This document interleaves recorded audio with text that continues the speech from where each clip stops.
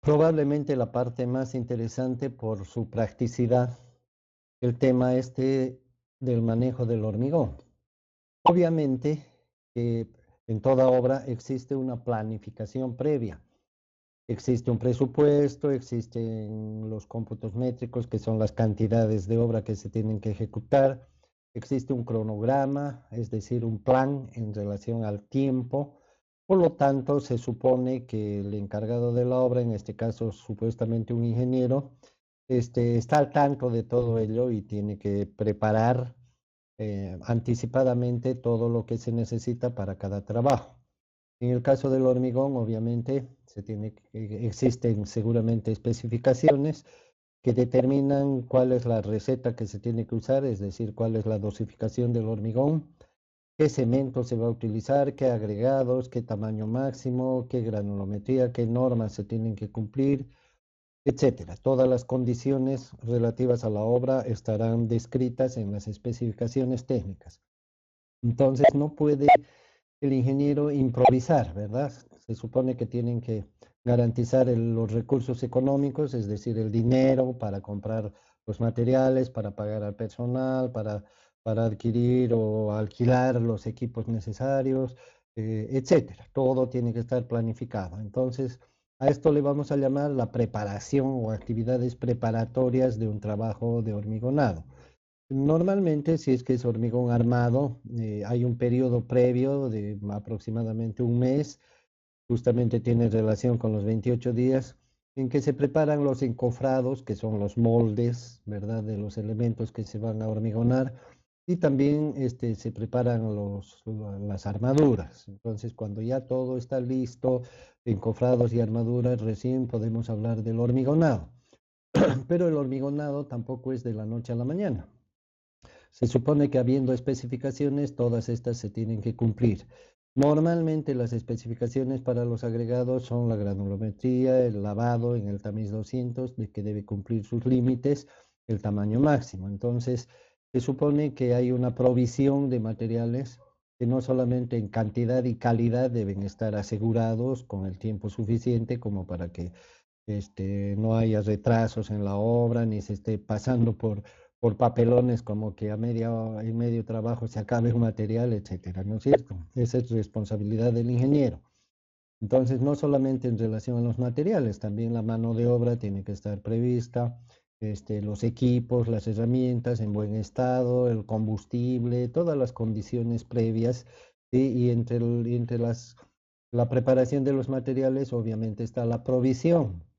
He tratado de poner imágenes un poco de contraste en relación a lo que es lo mínimo y lo que suele ser en las obras grandes. Acá tenemos una imagen, por ejemplo, de la provisión de agregados a la izquierda, una escena muy común en nuestro medio, donde los materiales se depositan en cualquier parte, encima de la tierra, encima de la suciedad, algunas veces encima de la vegetación, no se hace una preparación previa del terreno, hay basura, acá podemos ver en el ripio se observan algunos elementos ajenos al material, algunas veces permanecen durante mucho tiempo a la intemperie en la tierra, en el polvo, a veces hay árboles cercanos, le caen hojas, etcétera, hay mucho descuido. Acá vemos, en cambio, una situación completamente diferente, donde hay espacios preparados previamente para los depósitos de los agregados. Se nota que el agregado es más uniforme, a pesar de que la foto no permite entrar en mucho detalle, pero cualquiera se da cuenta, ¿no es cierto? Tenemos separadores de los tipos de agregado. Probablemente acá está un agregado y acá está otro, parece ser a la distancia arena. Y en algunos casos, inclusive jóvenes, se pavimenta el suelo para que no se contamine el material, porque acá directamente toda la última capa ya no se sabe si es agregado o es tierra, ¿no? Entonces, fíjense, desde ahí la planificación de las obras no es solamente ir y empezar, ¿verdad? Lo mismo en los equipos, acá tenemos desde un equipo sencillo, está la mezcladora, una mezcladora común y corriente, bastante pequeña, probablemente de 200 litros, 250, y tenemos una carretilla, los baldes, es decir, todo el equipo necesario tiene que estar previsto, no es a estar improvisando y a buscar a última hora con qué se va a trabajar, ¿verdad?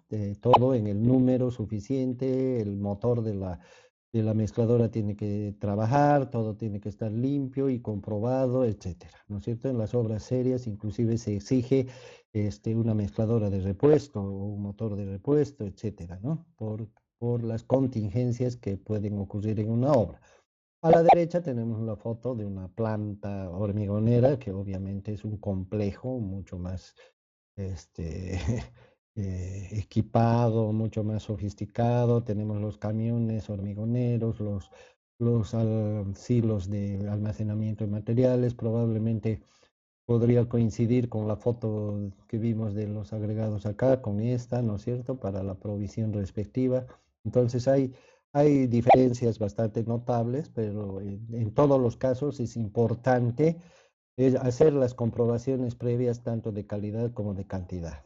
En cuanto al cemento, podemos comentar de que en otros países existe la clásica certificación, ¿no es cierto? La certificación no solamente de materiales, sino de equipos y de todos los implementos o accesorios que se usan en un trabajo, no solamente en las obras de construcción, sino en cualquier trabajo. La certificación es un medio para que el cliente o el usuario tenga garantizados ciertos aspectos relativos a las especificaciones. Entonces, hay productos que cumplen más o cumplen menos, hay productos que tienen mayores condiciones que otros y existen entidades, confiables, ¿verdad? En las que hacen la certificación, la comprobación de las cualidades. No es lo mismo que el mismo fabricante o el mismo productor o el mismo vendedor emita una certificación, ¿verdad? Yo, Juan Pedro, certifico que Juan Pedro es una buena persona y que es un buen producto y que hace bien su trabajo. No tiene mucho sentido que yo mismo me certifique mis cualidades, ¿verdad? Entonces, en otros países felizmente hay ese tipo de confianza, de apoyo para los trabajos. En nuestro medio, bueno, en primer lugar, las especificaciones suelen ser nominales porque no tenemos medios para hacerlas cumplir y si los tenemos ni siquiera los usamos. Por ejemplo, los laboratorios, en muchos casos en los documentos dice que se debe cumplir con esto, con lo otro, que las especificaciones tanto, hace y tanto, HO tanto, etcétera, pero en la práctica no se verifica nada, ¿no? Solamente sirve para el papel. En Bolivia, lastimosamente, no tenemos un ente privado o, aparte, digamos, confiable, ni estatal ni privado, en el cual se pueda confiar la certificación de los cementos, por ejemplo. Así que los únicos que certifican la calidad del cemento son los propios fabricantes, ¿no? De buena fe, el usuario, el consumidor compra los cementos, pero como tampoco somos los clientes exigentes, entonces no hay no hay mucha susceptibilidad en cuanto a la calidad. Es más, lo compramos y lo usamos de buena fe y creemos que el fabricante también de buena fe cumple con todo lo que debe cumplir y pasa con 50, ¿no? Como todo, porque cuando el mercado no es exigente, tampoco. Si la oferta, perdón, si la demanda no es exigente, la oferta tampoco lo es. Entonces, hay varios detalles en cuanto al cemento.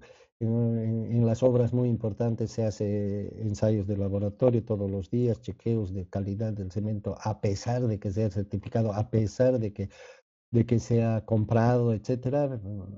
Se hacen verificaciones, igual que de cualquier otro material. Y aquí tenemos, por ejemplo, unas imágenes que nos muestran la forma de almacenar el cemento. Esta forma es totalmente incorrecta.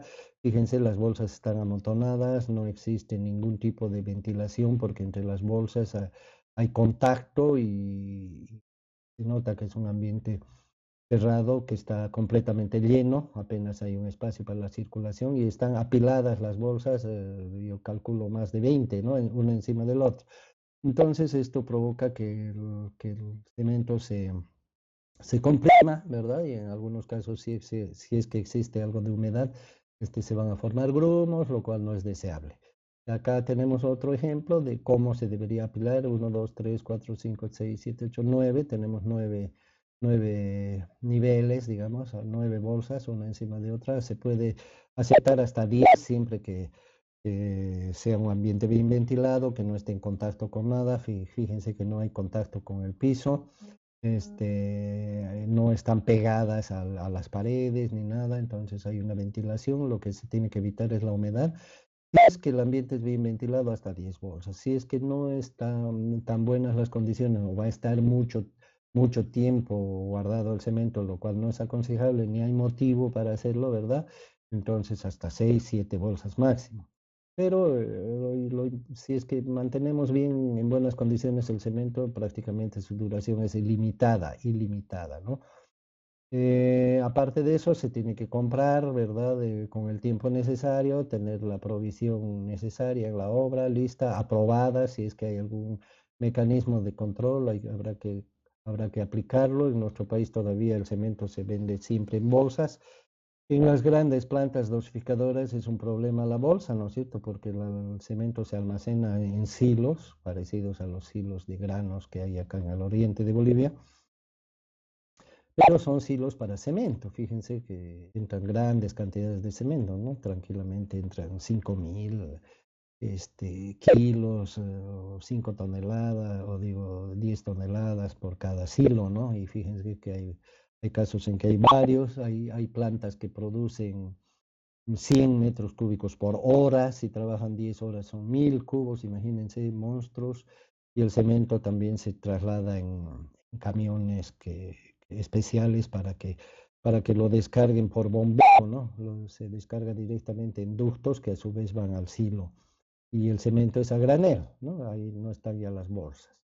El agua es otro elemento, ¿verdad? Componente del hormigón. Se tiene que verificar que el agua tenga buena calidad. Generalmente el agua de consumo humano ya está verificada, se supone, por los proveedores, de manera que no habría mayor cuidado si es que es así, pero hay que proteger el agua de la intemperie, del polvo, de las hojas, de los bichos, de que le entre materia orgánica y se descomponga. Entonces el agua tiene que estar en buen estado, libre de sustancias orgánicas u otros contaminantes, ¿verdad? Y normalmente en las obras chicas simplemente se la almacena del grifo en turriles y se la echa a mano dentro de la mezcladora, como se ve en esta pequeña foto. En las obras medianas puede haber tanques de agua como el que se ve acá. No es muy conveniente a la intemperie, ¿no? Porque es difícil la conservación. O se usan tanques, ¿no es cierto? Tanques elevados en las plantas dosificadoras, similares a los silos que hemos visto, parecidos, pero tanques para agua. Y obviamente el agua corre por tuberías, empujada por bombas, y existen dosificadores que nos meten la cantidad necesaria en la mezcladora. Por otro lado, también tenemos que el agua, este es un comentario, ¿verdad? El agua de la mezcla tiene relación también con el agua que contienen los agregados. Los agregados, aquí tenemos un pequeño cuadro que nos muestra los estados que se supone tienen los agregados cuando se elimina todo el agua por temperatura, por evaporación, como en el ensayo, los ensayos de secado que se hacen en el laboratorio. Entonces la cantidad de agua es nula. Cuando el agregado está en el aire, se seca la superficie, pero contiene agua dentro. Cuando existe un estado que solamente se logra en el laboratorio, cuando se elimina el agua de afuera, pero el agua de adentro permanece, es estado SSS, que significa saturado y superficialmente seco. Y normalmente el estado de los agregados cuando hay humedad es este, ¿no? Hay una capa que está en la superficie, que es la humedad superficial, y el resto del agua está dentro, no como se ve en la figura, ¿verdad? Sino en los poros, ¿no es cierto? Porque los agregados son un material poroso. Entonces, el agua que está afuera se supone, esta es una convención, es una situación convencional, se supone que el agua que está afuera de la superficie se mezcla con el resto del agua que está en la mezcladora. Eso es lo que se hace esa suposición. Por lo tanto, esta cantidad de agua de afuera se la compensa y se la resta del agua de la mezcla. Más adelante lo vamos a ver con más detalle. Y del mismo modo se supone que el agua que le falta al agregado, como se puede ver aquí, supuestamente está justo en el perímetro, pero no necesariamente es así. También puede darse esta situación donde no hay nada de agua adentro. En estas dos situaciones se supone que el agregado al entrar dentro de la mezcladora le va a quitar agua a la mezcla, por lo tanto se tiene que aumentar a la cantidad de agua de la receta. Ese tipo de compensaciones, digamos, que se hacen y que sirven para hacer un mejor manejo de la proporción de agua que tanto hemos hablado, que es muy importante en el estado fresco y que también tiene su consecuencia en el estado endurecido, tiene mucho que ver entonces con la manera de manejar los agregados en la obra, que junto con el agua van a tener un efecto importante en el resultado final de la mezcla del hormigón. En cuanto a los agregados, probablemente, como ya lo dijimos en algún momento, es donde más podemos intervenir para asegurarnos de su buena calidad. En primera instancia, antes de empezar la obra, con mucha anticipación, ya se verifica que los agregados cumplan con la máquina de Los Ángeles, con el ensayo de desgaste, que cumplan con el contenido de arcillas, con ciertas materia orgánica, etcétera, ciertas exigencias que son generales, que en nuestro medio generalmente no se toman mucho en cuenta. Y ya para la obra, obviamente, supuestamente se han hecho ensayos previos de laboratorio, ya se tiene la receta, existe una especificación para todos los agregados que se van a usar. Entonces, esto de la granulometría, como ya se dijo, es una verificación permanente, constante, todos los días, algunas veces, varias veces al día, de todos los agregados que se van a usar en la obra. Lo mismo en cuanto a la limpieza, el tamiz 200, se hacen ensayos todos los días y cada porción, porque los materiales van llegando a medida que se los va usando y como bien sabemos la obra se va ejecutando poco a poco, todos los materiales que se van a utilizar en la obra son aprobados por lotes, vale decir, por porciones. Este material está aprobado y se va a usar para mañana, para el vaciado de mañana, por ejemplo. Y se supone que esa cantidad de material es suficiente para el vaciado de mañana. No tiene que ser, no es que nos falta y a última hora le ponemos cualquier material, no, ¿no?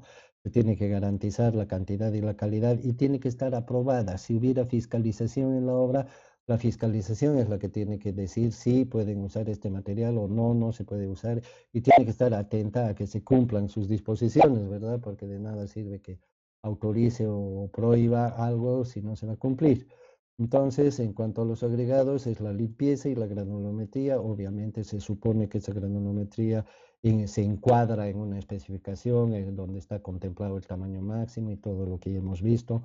Y lo mismo la combinación de los agregados, la proporción de cada grupo de tamaños, como hemos llamado, de modo que la receta se cumpla. Aparte de eso, ya se hace un control de humedad, pero el control de humedad se lo tiene que hacer en el momento que se va a usar el material. De nada sirve controlar la humedad del día anterior, ¿verdad? Porque normalmente los agregados están a la intemperie por su volumen, por su cantidad, por lo tanto el control de humedad se lo hace antes de usar el material. Esto significaría antes de empezar la obra, antes de empezar el vaciado, el mismo día, media hora antes, digamos, de empezar, se hacen los ensayos rápidos que son con el secado del material en hornillas a gas generalmente, porque estamos hablando de la obra, un escenario medio rústico.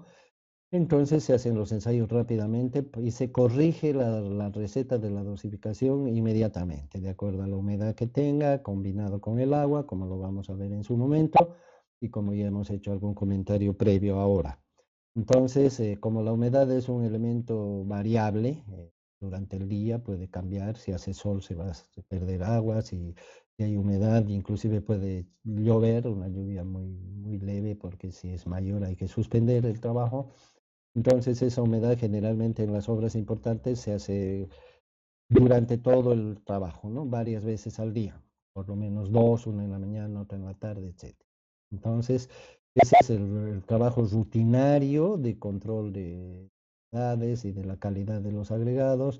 Y por supuesto, la disponibilidad tiene que estar en la obra, como se ve aquí, vemos el manejo manual de los agregados, donde está amontonado el agregado, se carga con palas, en baldes generalmente con los que se introduce dentro de la mezcladora para producir el hormigón y en estos otros casos aquí tenemos una planta pequeñita de dosificadora donde el operador tiene una pequeña grúa, un brazo que además tiene una pequeña cuchara adelante, entonces arrastra el material y lo metes dentro de una tolva que llega a la mezcladora, ¿no? Y obviamente esta división tiene otra más allá, seguramente atrás de la foto que no se ve, donde está la arena. En el peor de los casos sería ripio y arena, nada más, ¿no es cierto? Entonces, de esa manera se maneja el hormigón en la obra según la dimensión de la misma.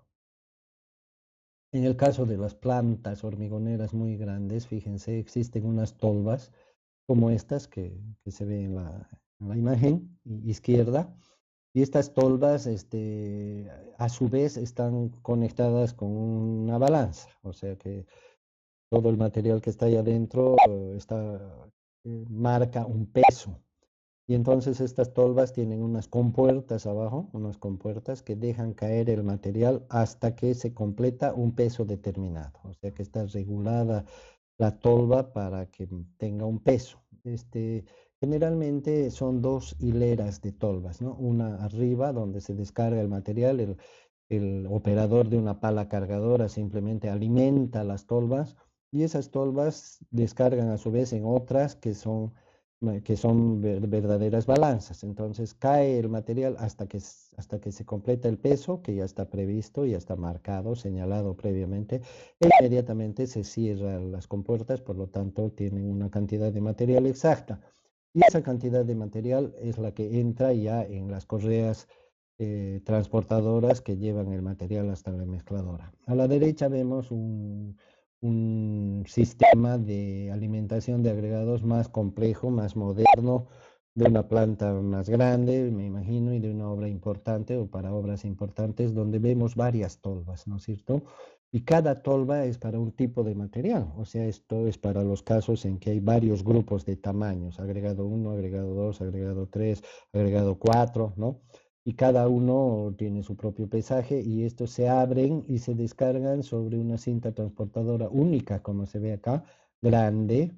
Y esta cinta transportadora que va colectando el material de cada uno de los tipos en la proporción adecuada, lleva el material y lo deja en la mezcladora, que se ve que está muy lejos, lo deja en la mezcladora, de modo que ahí sí recién se juntan todos los materiales para formar la granulometría combinada que está aprobada para el proceso. Entonces eso sería en cuanto a la preparación previa de los materiales. Si hay aditivos, también tienen que estar listos. Existen dosificadoras de aditivo también que tienen su válvula, su forma de medir, para que entre exactamente la cantidad deseada en cada mezcla.